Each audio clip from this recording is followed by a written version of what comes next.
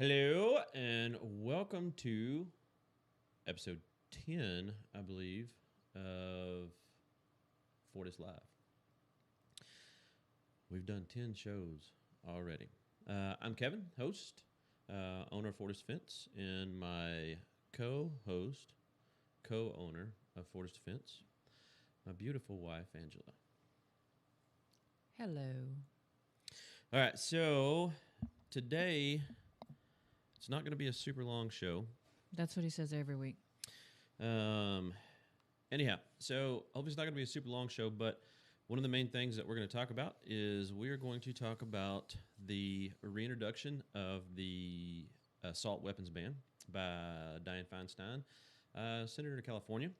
And I will give you an update on the two bills that we had we talked about last show.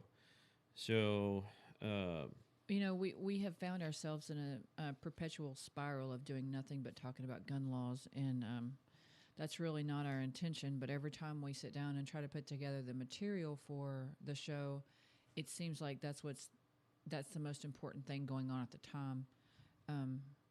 So we're not trying to bore you. We just feel like that's something we need to tell you and bring to light so you can pay attention.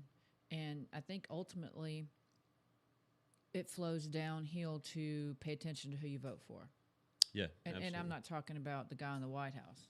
I mean, it's the people, your local representatives and your state representatives that are really the key players in what they vote for. So, and like, we're not trying to be political. We're just trying to get to the meat and potatoes of what we think everybody should be paying attention to. I'm learning a lot.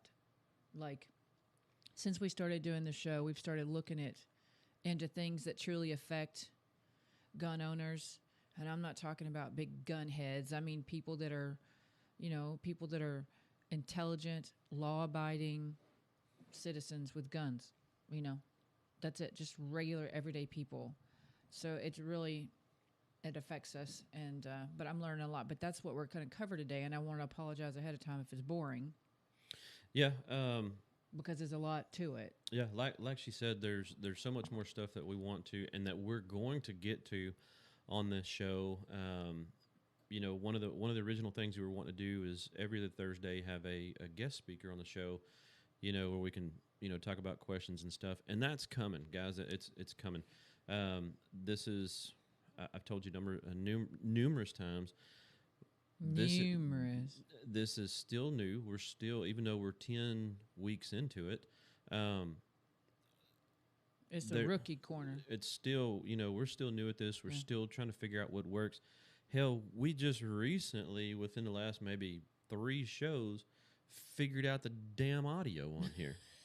I mean, if you've watched with us, since the beginning kind of deal, there was multiple times that we shit the bed on the audio. We'd crank it up and then bam, for, 5 minutes, we're sitting there talking and nobody could even hear us. And they're typing in, can't hear you. And I'm like, we're just talking on. And then, I'm sitting here trying to figure out what the hell just happened to our stuff. All of a sudden the audio would go down. And then, the iPad that does a lot of the controls on here, it would start going crazy because long story, it's got a replace screen on it. But learning curve. Yes. There's a huge learning curve to this. Yeah. But I'm glad we're doing it. I'm sorry if some of this stuff seems boring to you, but we've got a lot of exciting things coming. But at the same time, even though it's boring, I think it is monotonous, but I do believe it piques the interest of people that are gun owners. So I think it's a good thing. But that's where we are right now because it seems to be the most important thing. Yeah, and there's so much stuff being introduced right now, and we knew this was coming. There's so many laws and stuff that they're trying to they're throwing so much. They're throwing so much shit at the wall just to see what's going to stick, and that's kind of what everybody's consumed with right now. Everybody's running around going nuts. But with that being said, we want to get the information out to you, and just as soon as we got a bunch of cool things coming. Okay, so just stick with us on it. Okay, so I need to get this out of the way before you start. So and that what you asked earlier is correct. Okay, so we There's been a couple of questions about our online class, license to carry class. We still have people that actually don't realize that we have a class we offer online. Right. Friends of ours, actually. They're like, hey, when can I come take your class? Well, we have one online. No, you do? Right. So we do have an online license to carry class. You still are required to take your range quals portion, which means you have to come qualify and shoot. You don't just study and take a test. All of a sudden you can carry a gun. You have to prove that you can pass the proficiency portion. But that is the question that we keep getting is, are we still offering the BOGO, which is a buy one, get one? And yes, we are. It's $65, buy one, get one. Check it out online. Let us know if you have any questions. Also, we have something, I think Kevin has hinted at some stuff. Tattoo My Gun is our new domain that we will be feeding into Fortis. The laser has arrived. Fire the laser! He couldn't help it. So we have the laser. The lasers arrived. So Kevin will be the one learning how to use that. I'm and Angela, she'll be the one learning to use it too. I'm an accident waiting to happen. So anyway, so it won't be long, and we will be offering Tattoo Your Gun. It's tattoomygun.com. And it is not it's not a full domain yet. What we're going to do is I'm going to drop the information I'll create a website that stands on its own and that can feed into Fortis too, that shows what we can do to the guns. We'll be engraving frames and what all are we doing? Help me. So there's a lot of stuff that... Make it quick, though. It's not a plug for us. Come on. Well, there's a lot of stuff that we're doing. What the laser is going to do... The laser! Fire the laser. Okay. The laser. And yeah, so there's a lot of stuff that we wanted that we're going to do with this thing. Gun frames. Focus on guns. We're going to do gun frames where we'll offer not only when we design and build our ARs to sell, but we'll also offer the service that if there's another company or somebody else that's that may want to build theirs and sell. I don't care, whatever the case may be, or their own personal ARs. Wherever you get it, we can. Yeah, if you want certain logos in it or certain stuff, designs, the scroll look. I mean, if you look up online and you look up the whole, gun engraving. I mean, sky is the limit. Now, there's a huge learning curve, and we're going to work on it. To make sure it's perfected before. We do somebody else's stuff, but we certainly, I plan on practicing on all my stuff. Whatever it looks like, that's what it is. I'm going to let you practice on your stuff first, then you can practice on mine. That's like when you become a tattoo artist. You practice, you do your own tattoos for a while, and if you screw it up, you screw it up, but you finally perfect it. Okay. Anyhow, so we're going to do all that. I mean, there's a lot of stuff we plan on doing it with, but that's the main focus of it. That's just all I had. I knew we wanted to get to these bills real quick. So, okay. So last Thursday, we talked about in the middle of the show, the whole main focus was HR 8 and HR 1446, which was being voted on that day. Yeah, it was being voted on that day, and Thursday. It was actually completed. The votes and stuff were completed, and this is just in the House, voted on at the House. Was completed by the end of the day or later in the afternoon. Okay, so excuse me. By the time we had done the show, it hadn't been voted on yet. So just to let you know, I will actually show you. As a matter of fact, let me get up here. Technology is so freaking cool. As long as it works. As long as it works. I mean, once you kind of figure out how to use it all. Okay. Take a look with me, if you will. HR 8, which was called the Bipartisan Background Check Act of 2021. At the time, this is where we were when we did the show. It was being introduced, or it had been introduced. The last action was on the 11th, received by the Senate. Actually, on the 11th, it passed the House. Now, if you want to look up these bills for yourself, you can go to congress.gov. That's the federal, that's where you look at federal bills. And basically, all you have to do is up here in the blank, you just type in, like this particular one was HR 8, or you can do HR, the whatever bill you're looking for, HR or whatever the case may be. But as of right now, this bill has passed the House. Okay, now HR 8, as you know, you can click the text and it'll bring up different text and stuff on it. But so we're talking about 8 and 14. Yeah, we're talking about 8 and 14. Anyhow, firearms transfers basically is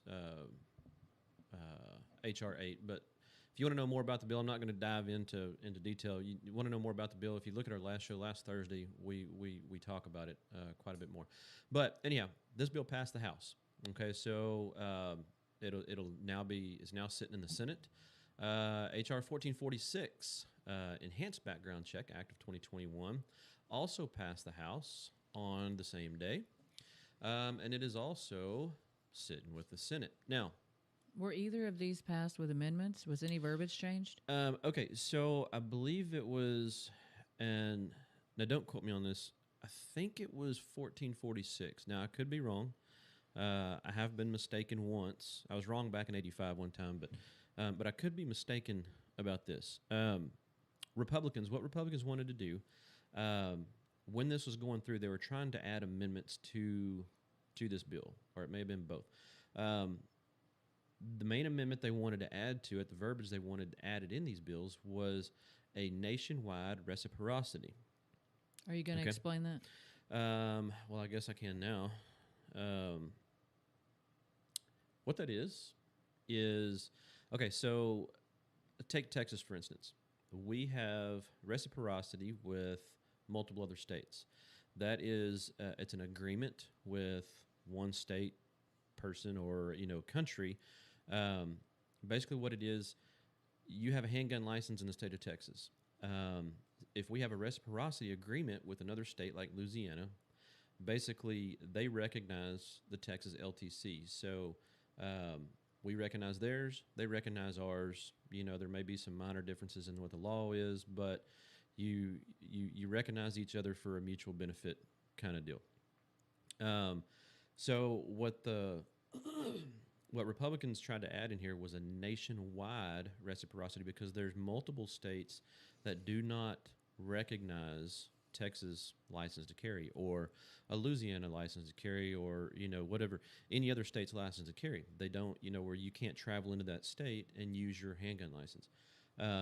You're required to have a handgun license from their state, being a resident. Long story.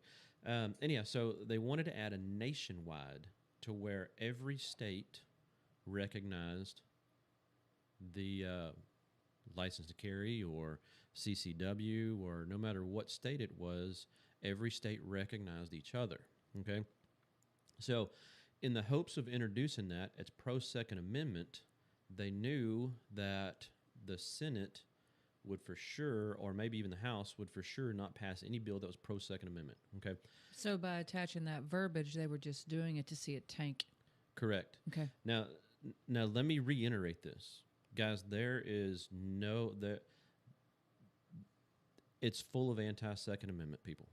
Okay, that's exactly why all these bills are trying to pass, and they're trying to pass some small bills to soften the blow to a major hard one. Okay, not trying to be a conspiracy theorist or anything, but if you think about it, HR 8 and HR 1446, the one that does you can't transfer firearms or anything like that. You can't sell firearms or anything like that without it going through a FFL dealer like myself. As of right now, if that bill were to pass, just as it is, there is no way to prove,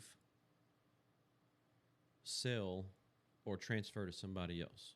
Okay, without just basically a bill of sale, because we don't register guns in the state of Texas, which asks you to register them. Right.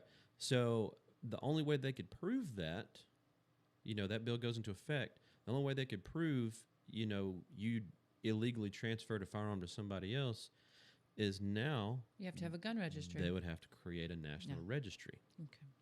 where we talked about this in previous shows. The registry, HR 126. It'd be a nationwide registry. There's another bill they're trying to pass. Sheila Jackson introduced this one. It would be where a nationwide registry is created of what all guns you own and where in your house those guns are stored. Long story. So these small bills are eventually leading up to a large bill. Okay. Now, there's a lot of people that say these, like especially these background check, these two, 8 and 1446, are not going to pass the Senate. Okay. So Feinstein, hold on, we have to say hello to Enrique and Jim Black. Hello, guys. Hello. Hello. Hello. Okay, so Feinstein, is it Feinstein or Feinstein? Some people say I call her Feinstein. Is that because it rhymes with Frankenstein? Well, it could be. Okay, so she's reintroduced something, a bill that was originally that died on the Senate floor, right? Did it die on the Senate floor in 2013? Yes. Okay, because you want to tell us about that? Okay, So this is the like nail in the coffin here. Okay, so what? The same day that HR 8 and 1446 passed the House. Okay. Now remember, even though they passed the House, they've still got to go through the Senate. Then it goes to the president. Then it becomes law. Again, some people say it may not pass the Senate, but we'll see. So, excuse me, being that they had a big win in the House on the 11th, Feinstein decided to redrop her assault weapons ban that was originally introduced in 2013. Reintroduced it March the 11th. And I'm just going to go through some of the key provisions of this. It is, as the title says, is an assault weapons ban. Okay. Do they have it on this website yet? If you, excuse me, if you look up basically Feinstein assault weapons ban, there is not a HR number attached to it. It's just called the assault weapons ban of 2021, and you can bring it up. And I'll just show you what it right fast. Show you kind of what we're looking at. So like I said, there as of right now, there's not at the time of our show, there is not an S number to it, so it's blank. But I so heard you gulp right there. Sorry, I was drinking something. Okay, so these are all the co-sponsors to it. There's about 35 Democratic co-sponsors on this bill, guys. So this is the whole bill. I can sit here and read it to you, but I encourage you to look it up yourself. Yeah, paraphrase it. I'm sure that everybody's ears will get numb if you. So you know what? I may go back and read this, but let me tell you what because it's the main part of it is not very long, but there is over 110 pages in this bill. Over 110 pages in this bill of weapons that they of assault weapons to be banned by name and brand to ban. Okay, they're dotting their I's and they're crossing their T's here, guys. So, all right, just the main points. Let me hit on the main point, the key provisions of the assault weapons ban of 2021.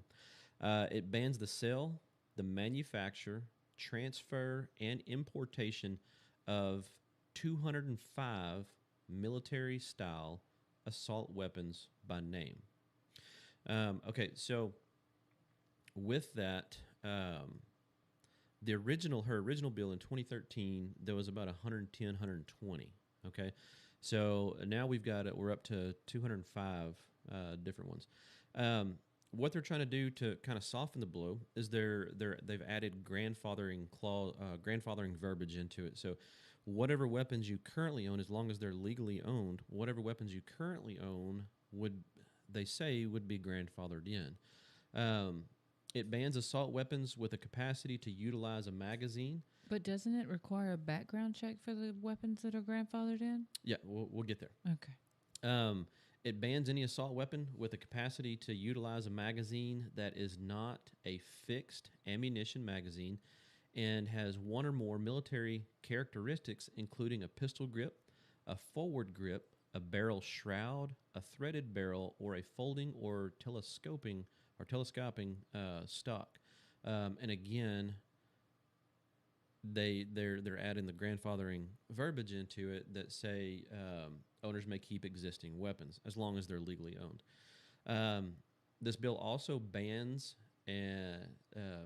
magazines and other ammunition feeding devices that hold more than 10 rounds of ammunition, which allows shooters to quickly fire many rounds without needing to reload. Again, owners may keep existing magazines. It kind of brings me to a point. They say the transfer of high capacity magazines would be illegal. I don't know how they would. I guess I don't even know how they'd prove that. I don't even know how they'd keep. I don't know how they'd keep a log, a tally of who has what magazines. Kind of in my mind, what I'm thinking is, if you transferred a weapon to someone,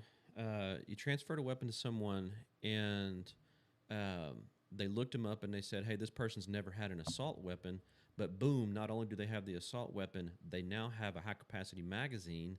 I guess at that point, they would be able to say, you didn't originally own this magazine because you've never had a weapon. I'm speculating here. So obviously the magazine was transferred with the weapon. That's illegal. It sounds convoluted to me. I'm not sure how that would work, except for, it sounds to me it's like more laws for law-abiding people. Well, that's exactly what it is. Again, look at Detroit. Chicago. Look at those places. Those places have the most stringent gun laws in America, and look at their crime rate. It's not the law-abiding people going out and letting her rip. It's your criminals. No matter what, your criminals are always going to have access to the weapons. Now, one of the studies showed in 2013 when Feinstein introduced her original assault weapons ban. They say studies showed that once that ban was introduced, or the original ban was before that introduced, I think in '94. The sales went up. No. Oh. I believe the original ban was the ban of '94. I think. I haven't looked at it in a long time, so sometimes I have hard times compartmentalizing certain things. I just kind of cram a lot of stuff in my head. I think it was '94. The assault weapons ban in '94. They said studies showed that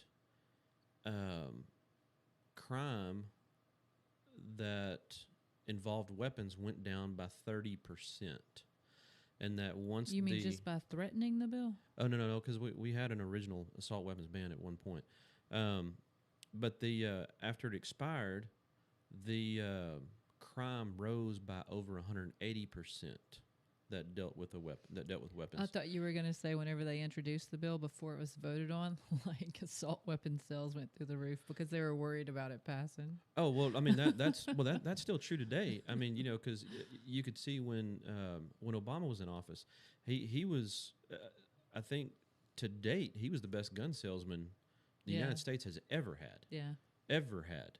And I think right now Biden is in a close second to that, because they're trying to do away with the manufacturer. Well, now all of a sudden everybody's going to run out and buy stuff to manufacture. build their own, like the 80% lowers. You can buy the mill online. You can buy the whole router jig online, where you buy just the 80% lower and you route your own AR out. We're gonna do it. Of course. Well, there's a lot that goes into it, but anyhow. Don't just do that. It won't work. So, continuing on, it requires a background check on any future sale, trade, or gifting of an assault weapon covered by the bill. So, if you're grandfathered in, like you and like you asked a while ago, well, isn't there going to be a background check to transfer? Yes, there would be. So if you're Going going to, forward. yes, going forward. So if you're going to transfer it to um, Your son when he graduates your from son, high school. but there's all these different bills are kind of are doing this with each other, so you don't know what's going to actually be Okay. pulled in. I'm glad you said that because I was thinking the same thing. So if you back up and look at the multiple bills that have been laid out over the last month, Mm-hmm. they all intertwine in some way or fashion, and it's almost as though, and I'm not a scholar when it comes to these, but it's kind of screaming at me that everything crosses over to some extent. Mm-hmm. It's almost as though, okay, if we can get this one passed and we don't get this one passed, it's okay because it'll cross over with. I mean, looks. That's exactly what it is. It looks like a long game. Right. You know, they're trying to get from here to the end of the football field. Right. Like if you go back and you look at the bills we talked about, the HR 8 and 1446 we talked about last week, you can see one of those allowed you to transfer. You couldn't sell it outside of your family, but you could sell it. You could transfer the weapon within your family to, Yes. your wife, your cousins, your brothers, sisters, your nephews. Yeah, you could gift it. You could gift it to them. Now, this one kind of adds some of the same stuff, but regardless, and it's the same verbiage too. of anybody, there's going to be a background check. You're going to have to go through the NICS check. Of course, as of right now, you do not have to do a NICS check if you currently have a license to carry, a Texas license to carry. Okay, so I don't want to open this can, but really quick, cover a NICS check real quick.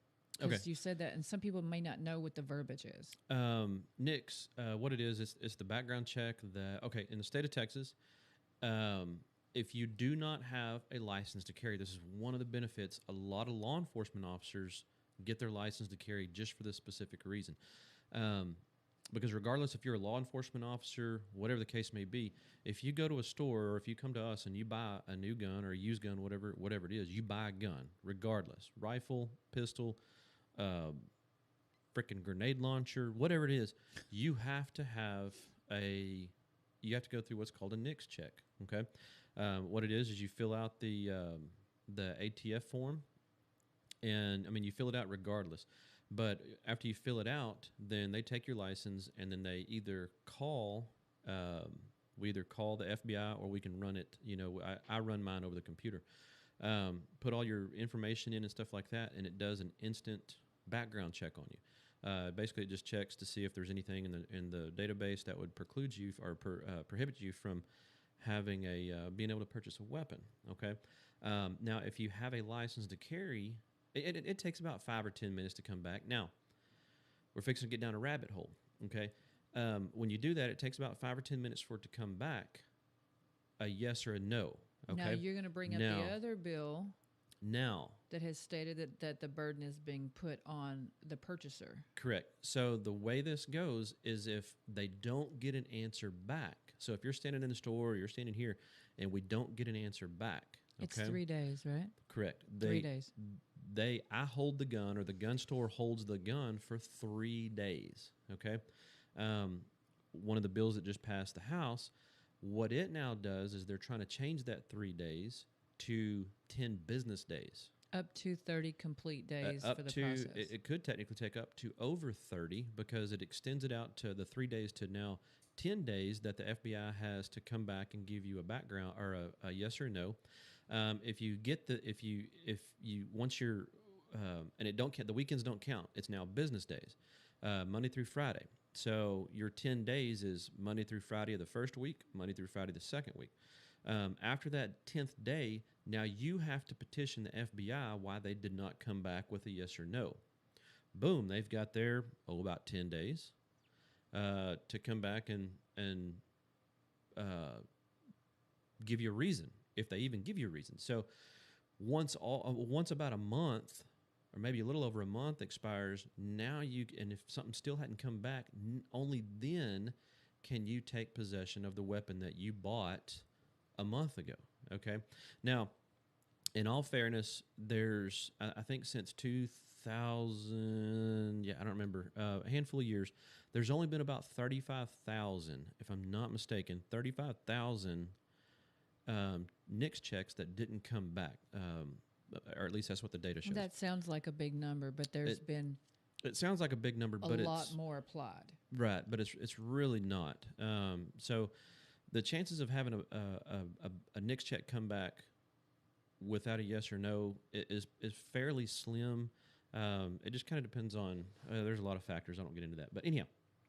So again, it requires a background check on the future sale, trade, or gifting of an assault weapon covered by the bill. It requires that grandfather assault weapons are stored using a secured gun storage or safety device like a trigger lock. Now, on that one, that rolls to the other Texas state bill that was introduced that actually says it's up to the state attorney general to declare what those safety devices are for locking your weapon and what's required to use in order to keep it safe. Right. So if you go back and look at one of our like this, go back and look at one of our previous shows, we talked about HR 126, which is the federal law that was introduced by Sheila Jackson of Texas. It's federal. If you go back and look at that, we talk about the requirement for safe storage. There's a whole lot of stuff that comes in on safe storage that at that point, if that was to pass, then only the attorney general can designate what they consider safe storage. So, that includes the mechanism and the location. Correct. So what I would imagine is there's only certain safe companies, brands, that they would approve, right? So if they knew what they were going to approve ahead of time, boom, they go out and buy stock. This stuff happens all the time, guys. It happens all the time. They know the only companies that are going to approve. Boom, they all of a sudden big stock purchase, and then a list comes out of what they approve. Anyhow, conspiracy there's theory. There's so much stuff, but watch it happens. It happens now. Okay, so anyhow, prohibits the transfer of high capacity ammunition magazines. Okay. Again, how would you know that you transferred a magazine? Because they're not serialized. So I'm not sure. We can only speculate what they would do to monitor that. I don't know. Yeah, if it's passed, there has to be some sort of verbiage that actually they can't.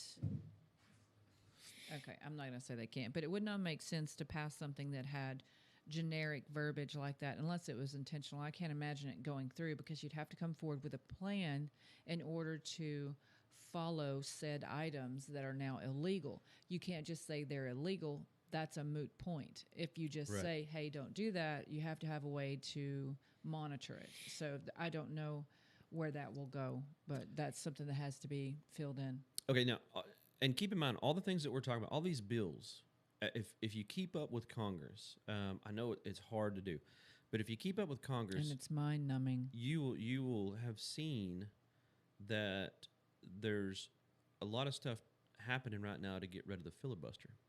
Yes. Okay. Right now, and I don't remember the senator's name or the representative's name. He's a Democrat, though. I just read that article too. I cannot remember his name, but anyhow, Democrat. He does not want to vote to get rid of a filibuster. There's even stuff that's come out that says Biden is in favor of a filibuster, but we're going to see his handlers. Him. We're going to stay out of the political. Yeah, we're trying to stay out of this. But the only thing that could potentially out of the political pool. Kevin what Parham, I'm saying, the only thing that could potentially save us from these bills would be a filibuster. Is going to be a filibuster.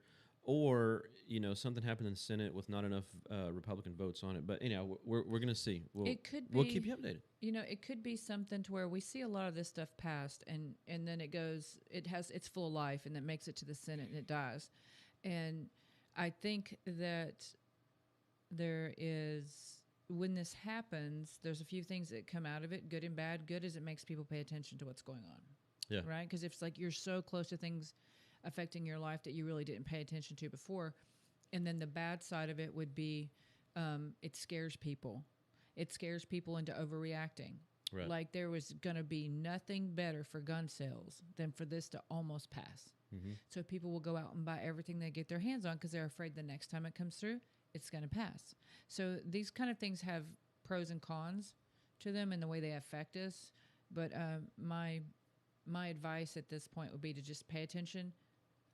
make good decisions. Don't overreact, because that's usually when we get in a bad way. You go out and you spend all your money on guns that you didn't have to. I'm not saying don't buy guns. I'm just saying don't overreact to what we're talking about. They're, they've got a long way to go to be actually effective and live into law. So. Yeah, like this stimulus check that's coming out. How many of y'all are buying a gun with your buying a $1,400 gun?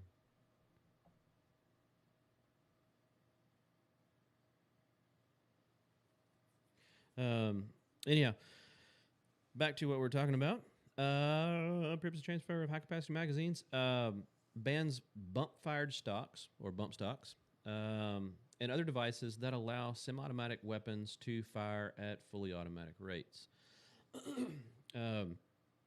So I would assume that would be drop-in triggers. I mean, there's a whole lot of stuff. Exemptions to the bill. The bill would exempt by name more than 2,200 guns for hunting, household defense, or recreational purposes. Again, guys, this is just to soften the blow of this, okay? If you know anything about guns, you know that a Mini 14, a lot of people use Mini 14 for hunting. Looks just like a deer rifle, okay? The same round is used in an AR platform. AR platform just looks scary. I don't know. Man, I heat up when I'm talking about this. I need you to breathe. The bill includes a grandfather clause that exempts all weapons lawfully possessed at the date of the enactment. So, again, as of right now, I believe there's about 35 key Democrats that are sponsoring this. So, this assault weapons ban has quite a few people. Quite a few people on board with it. Well, just because it doesn't mean it has momentum at this time. It just means it looks fancy. Okay, so on this, I'm going to read some of this stuff to you real quick, okay. and then we're gonna get out of here. Back to the assault weapons ban. Okay, I'm gonna go through this and I'm gonna read it. I encourage you to look it up yourself. Short title: Assault weapons ban of 2021. In general, 921A, the title of Title 18 United States Code is amended by inserting the paragraph 29 the following. The term semi-automatic pistol means any repeating pistol that uses a portion of the energy of a firing cartridge to extract the fired cartridge case and chamber the next round. So your semi-automatic pistols. And requires a separate pull of the trigger to fire each cartridge. The term semi-automatic shotgun means any repeating shotgun utilizes a portion of the energy of a firing cartridge to extract the fired round case and chamber the next round, and requires a separate pull of the trigger to fire each cartridge. And by adding at the end of the following, the term semi-automatic assault weapon means any of the following, regardless of country of manufacture or caliber of ammunition accepted. The semi-automatic rifle that has the capacity to utilize a magazine that is not a fixed magazine and does have any one of the following characteristics. A pistol grip, a forward grip, a folding or telescoping or detachable stock, or is otherwise foldable or adjustable in a manner that operates to reduce the length, size, or any dimension of, or otherwise enhances the concealability of the weapon. A grenade launcher, barrel shroud, a threaded barrel. Now, y'all all know 99% of your AR platforms have a threaded barrel. That's what your flash suppressor threads to. So I would assume that's kind of what they're a threaded barrel, not just for a suppressor. A semi-automatic rifle that has a fixed magazine with a capacity to accept more than 10 rounds, except for an attached tubular device designed to accept and capable of operating with a .22 caliber rimfire ammunition. any part, combination of parts or component, device, attachment, or accessory that is designed or functions to accelerate the rate of fire or semi-automatic firearm, but not convert the semi-automatic firearm to a machine gun. Again, semi-automatic pistol, capacity to utilize a magazine that is not a fixed magazine. So basically what they're talking about here is, unless it's a revolver, boom, it's included. Does not have any of the following: a threaded barrel, a second pistol grip, a barrel shroud, the capacity to accept, detachable magazine, semi-automatic version of an automatic firearm, manufactured weight of 50 ounces or more when unloaded. So I guess anything, what they're trying to say is anything that's not 50 ounces or more when unloaded would not fall into this category. Anyhow, then they go on to talk about a shotgun, does not have a fixed magazine, does not have any one part of the following, blah, blah, blah, blah, blah. Anyhow, I'm not going to read through the whole thing, but I do want to show you right here. There's over 110